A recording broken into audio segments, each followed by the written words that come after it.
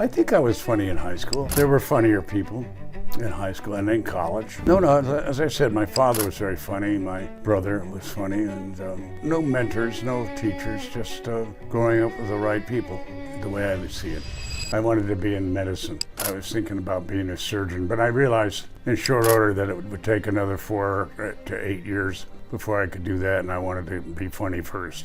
Without surprise, you can't really get laughter. It's got to come from out of nowhere almost, or out of left field. I left after 1 year. I had a reason to go, and it was personal.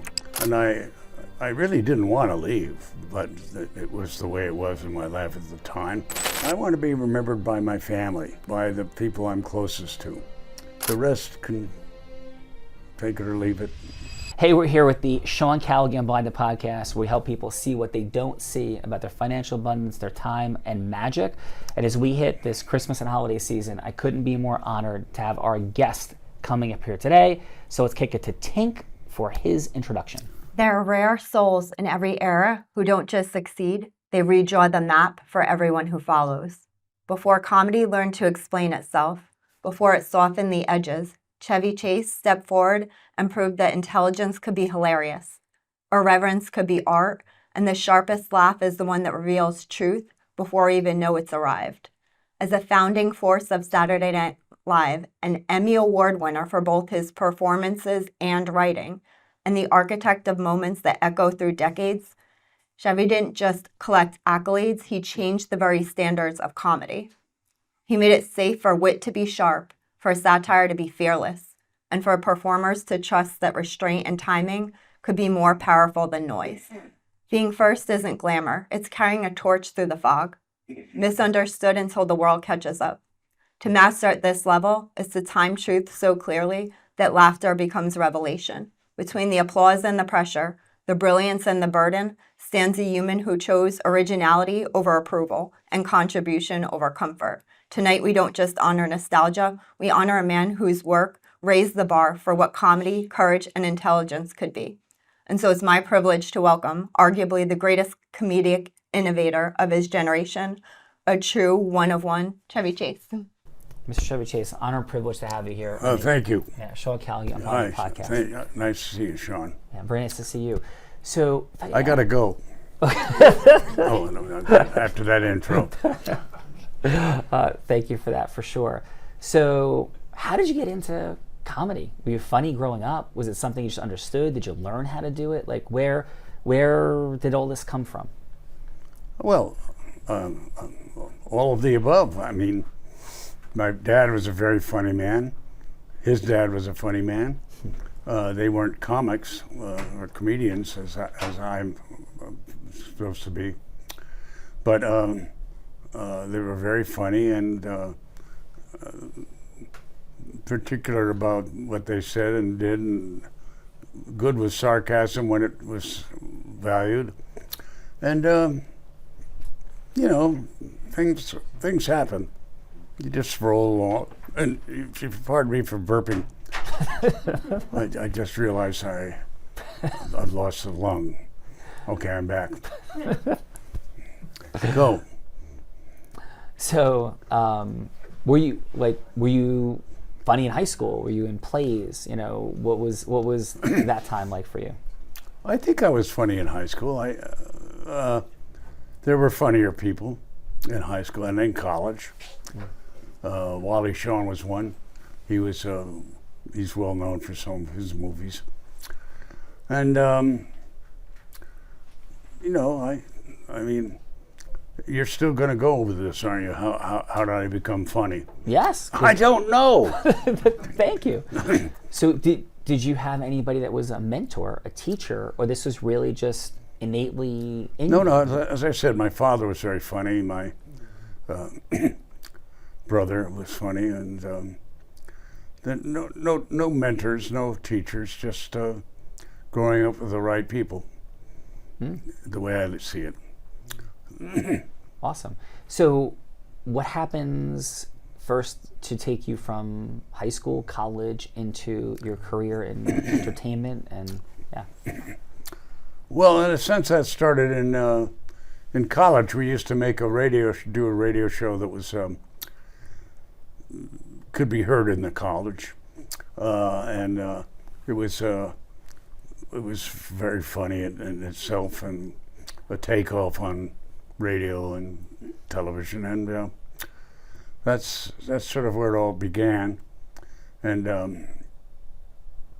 going from there, I was actually I was what was I, Pat? I majored in I was a medical guy. I wanted to be in medicine. Really? So, yeah. And I was thinking about being a surgeon, but I realized in short order that it would take another 4 to 8 years before I could do that, and I wanted to be funny first.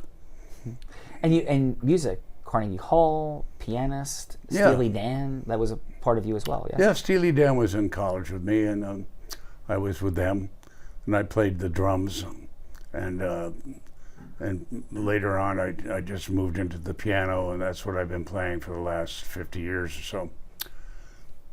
Piano. Beautiful. Jazz piano. Awesome. And how about moving into Saturday Night Live? You know, what do you think perhaps people might not understand about Saturday Night Live, your time there, that might be an interesting revelation for people? What? Yeah. So cool, crazy, interesting, fun times on Saturday Night Live. Was it fun? Did you enjoy it? Was it terrible? You nutcase. You know, yeah. SNL came about when I met Lorne Michaels, the producer, in a line late at night at like a midnight showing of the Monty Python's Holy Grail. Monty Python is another, in my opinion, the greatest of the comedy groups out of England. And Lorne Michaels and I got together and sat around in his hotel room in L.A., Los Angeles, and we talked for about an hour, no, more than that, maybe the whole afternoon, about what he wanted to do with his new show called Saturday Night Live, SNL, and how he would like me to be the head writer, because I had been the head writer up to that point in the couple of other shows, and culminating in the Smothers Brothers Hour, which was a television show too at the time. Yeah. So I said I'd love to come to New York, but I wanted to act too. I've just started to act in the Smothers Brothers show, and was enjoying it. And he said no acting. So that was the end of that. But I still went and was with him in New York City as we put together this show. And he hired various, Gilda Radner and John Belushi and Dan Aykroyd and Jane Curtin, various members of the cast. And we just put it together there, and it took off. It was live. And because it was live, I think it was most entertaining, because you weren't really sure what the heck could happen in it. Yeah. And for yourself, so from Saturday Night Live and being the writer, how do you end up in front of the camera? Well, let's see. Well, Lorne Michaels had us all sitting around an oval table, and he'd point to John and Gilda and various. He'd say, "Do something funny." And by the way, he hadn't hired me to act. As I said, he just wanted me to be the writer. But he pointed to me and said, "Do something funny," and I did some thing about, you know how those news people like David Muir and others, they end their shows with a little light, funny thing, they think. Anyway, I did some takeoff on that, and it was pretty funny. And at that point, he's decided to keep me as an actor too. So that's how that began. Well, that's awesome. Who are some of the folks from that era? John Belushi and Steve Martin and Gilda Radner. Who are some of the people that you enjoyed their work the most? Not just critically thought of, but made you laugh. From that. Oh, all of those people you mentioned made me laugh. They're very funny people. Awesome. And then, so what happens after Saturday Night Live, and how do we move from SNL into the world of film? Oh, that was quick. Let me think. What happened after Saturday Night Live? Well, I left after 1 year. I had a reason to go, and it was personal. And and I really didn't want to leave, but it was the way it was in my life at the time. And let me see, what did I do? What did I do? I can't even remember. You went into foul play. Oh yeah, well I made a movie called Foul Play with Goldie Hawn, and that was kind of cute. And we actually made a couple of movies together, that and Seems Like Old Times. And I started making movies and having fun doing that. And it was all comedy. Yeah, I mean, all these movies are iconic and amazing. Excuse me. I just got finished with a pneumonia. You won't get it. It's gone. It would be worth it sitting here. I would accept a pneumonia for you would. Privilege. I would gladly have Go pneumonia away from me. to sit with you and have this conversation. Get out of here. Yes. So and I know this is a question that has been sort of, we're not all the way there yet, but let's pretend people are watching this to learn. Let's hope they are. Yeah, let's hope. Right? Yeah. To become more funny. Like, is there anything has anybody ever asked you, hey, Mr. Chase, Chevy Chase, how can I become more funny? People you're on set with, folks, is there anything you would give as guidance of what humor is to you, or how you think about funny things, or writing in humor, anything like that people might be able to take away? Repeat that. Yes. So No, I'm kidding. I could verbatim. Yes. I bet you could. No, I mean, I'm not sure how to answer that. How could I teach people? What?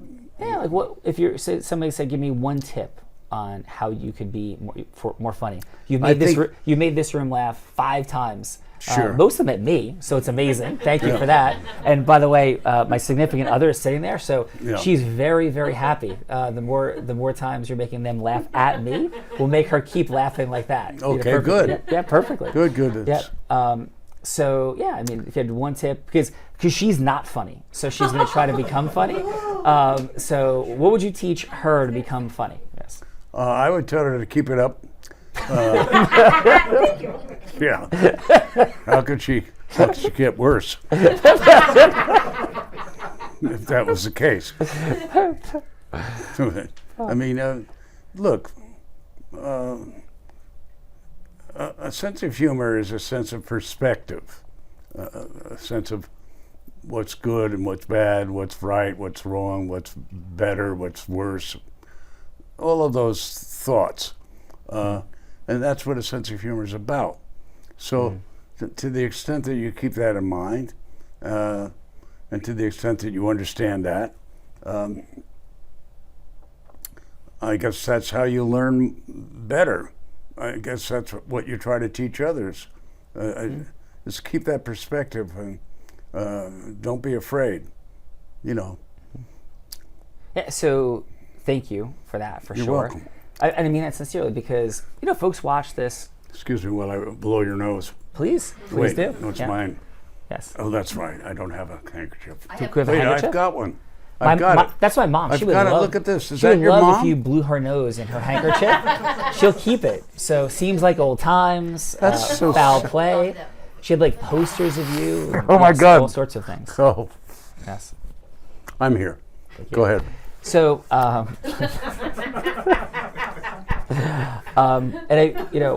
the folks out there, they just learned something, and I did too, of how to talk about humor. Because I believe everything can be modeled, right?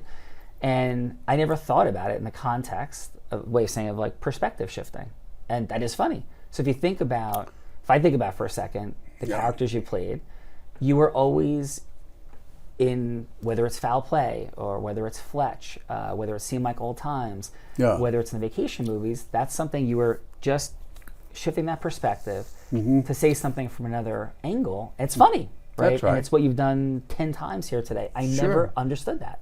So, thank you. I Well, mean that. now you've learned something. I have. Okay, it's time to be funny now. Yes, I could. Because she doesn't think I'm funny.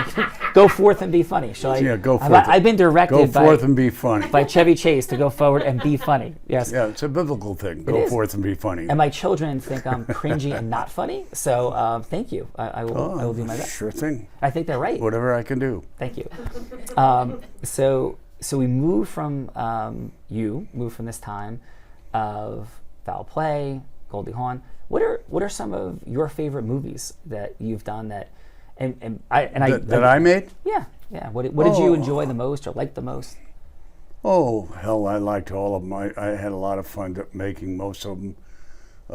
I must have made 50 over the years, but probably the last. Yeah. And can I say something? We don't say things to kiss your ass. Like, you are amazing, and like really, it is an honor. And people, and I just want to like really bring this forward. So I don't just say nice things to people to say nice.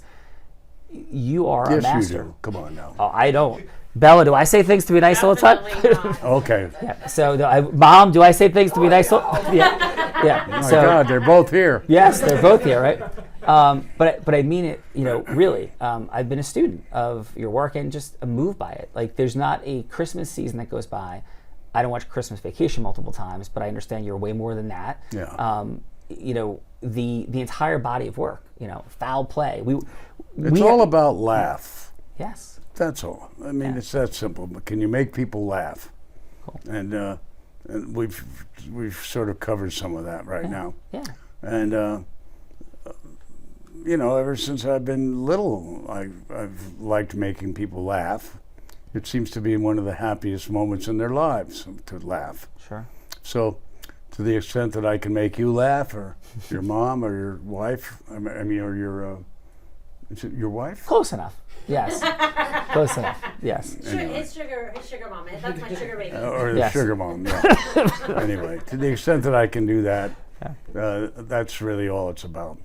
And that means surprise, basically. Without surprise, you can't really get laughter. It's got to come from out of nowhere, almost, or out of left field, as it were. Beautiful. So, and how about any movies that are your favorites that you made? Like, That I made? Yeah, of yours. Yeah, I suppose my favorite was Fletch, which is my more recent one, I think, Fletch. But gotta I put the loved bill on Seems the Like Old Underhills. Times. I loved The Spies Like Us. I certainly loved The Three Amigos. That's one of my favorites. So those, I have about 5 or 6 of them that I liked. Wow. So at Fletch, we have the Underhill Bills. How about where does Caddyshack stack up for you in terms of? Oh, Caddyshack's right up there too. Yeah. Yeah. I like Caddyshack a lot. Wow. And I like being with Harold Ramis, and Bill Murray was in Caddyshack. We were very funny together. Yeah. I don't think the heavy rain's going to come down for a while yet, or something, right? And The what? The rain. We're talking about the rain. It's like pouring rain in that moment. Iconic scene with, I think, Bill Murray. Was talking about not thinking the rain's going to come down as it's pouring. Yeah. Oh, I don't remember that. Bill Murray in the rain. Yeah. So, how about in the world of vacation, right? How I didn't hear you mention that. Clark Vacation? Griswold. Yeah. Sure. How did you enjoy that movie? If people see you through that prism, see you that way, do you like that? You don't like that? Yeah, I enjoyed it. I liked it. Cool. Thanks for asking.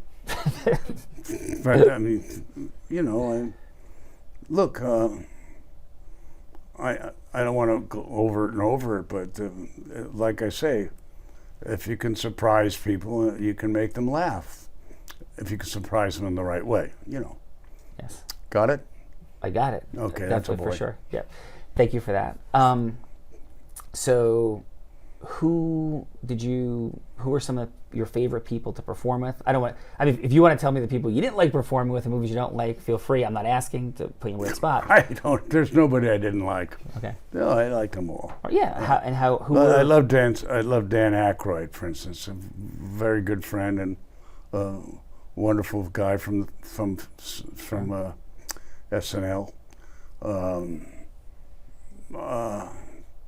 Steve Martin Short. They both have their own show now called Only Murders in My Building, or in somebody's building. I don't remember whose.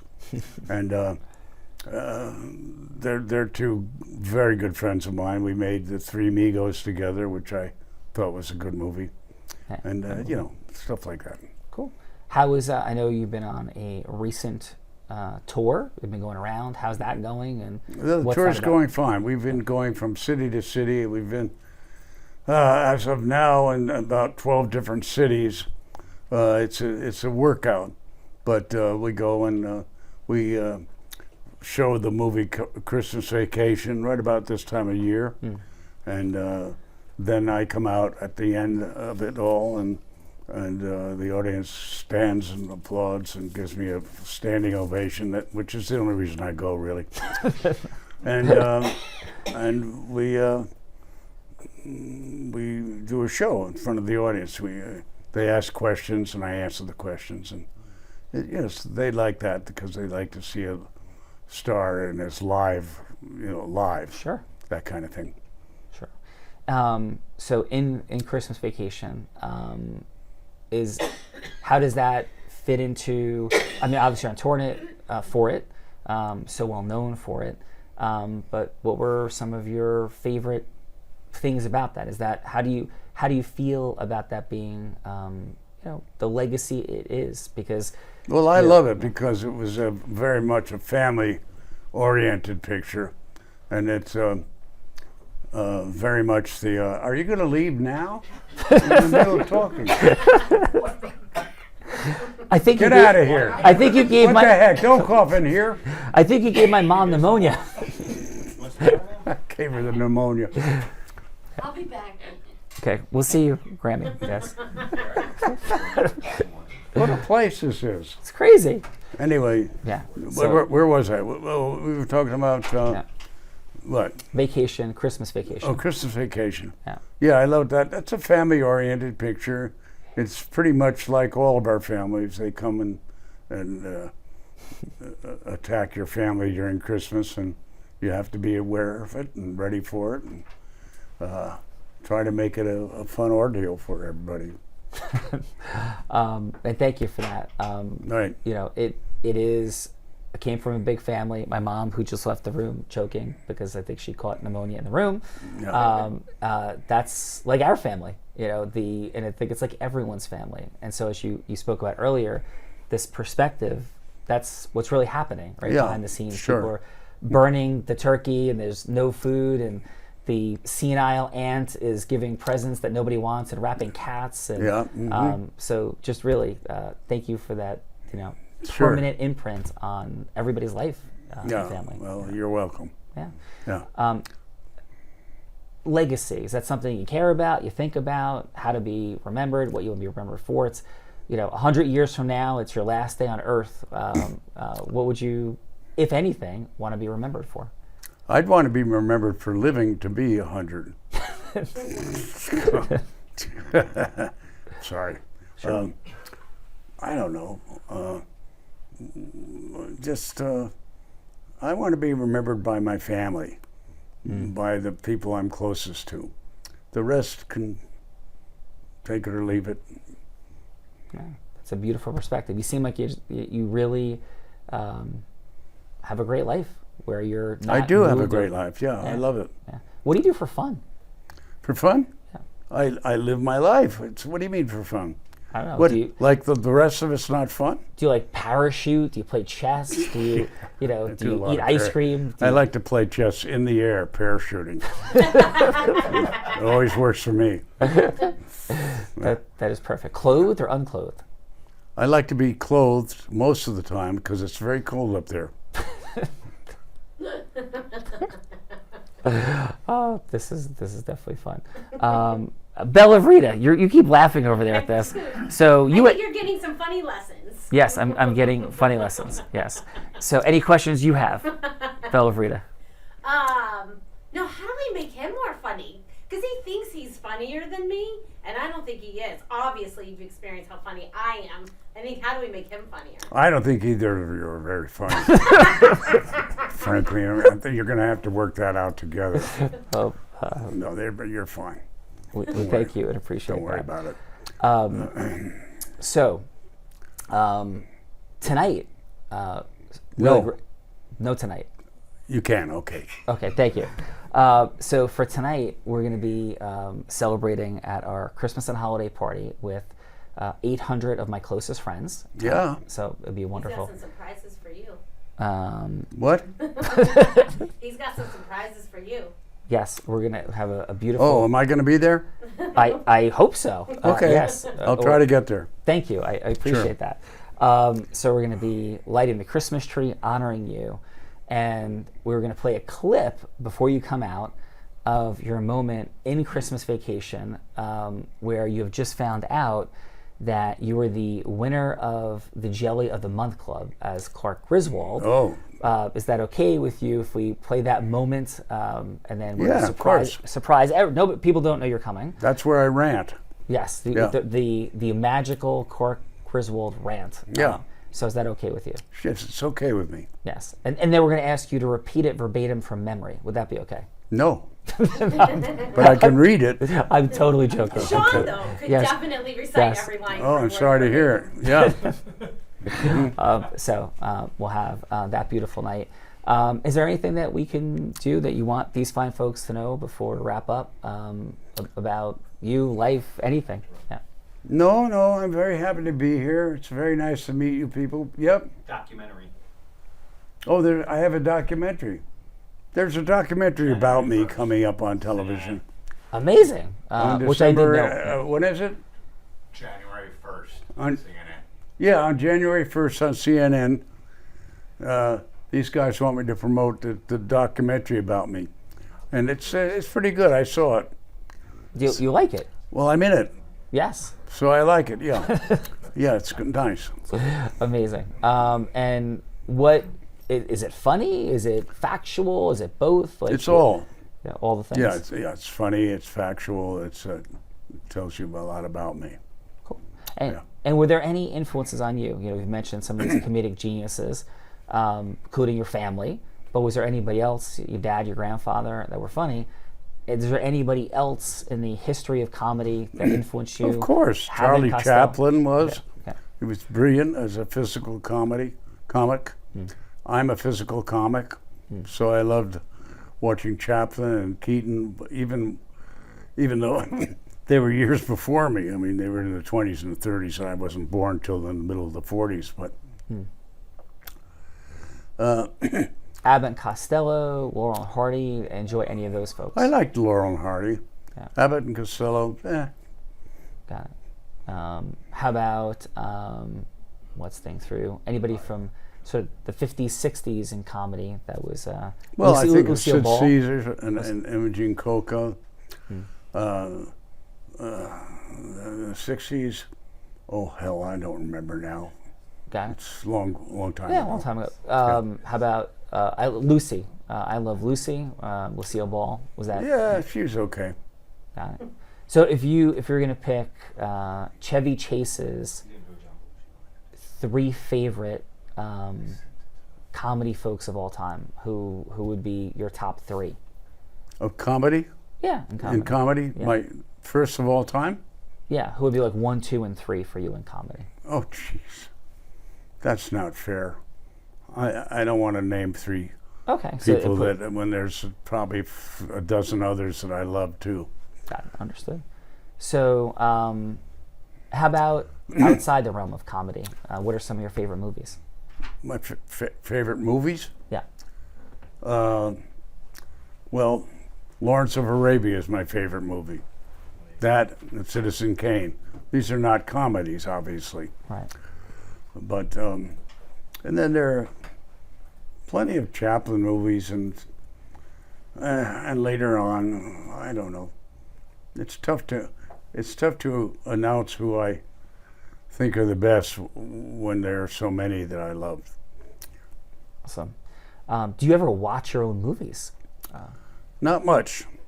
Besides vacation? I've seen them and I've been in them, so I don't watch them much. No, we don't sit around at home laughing at Dad. And you said Dad. You have children? Of course, I have children.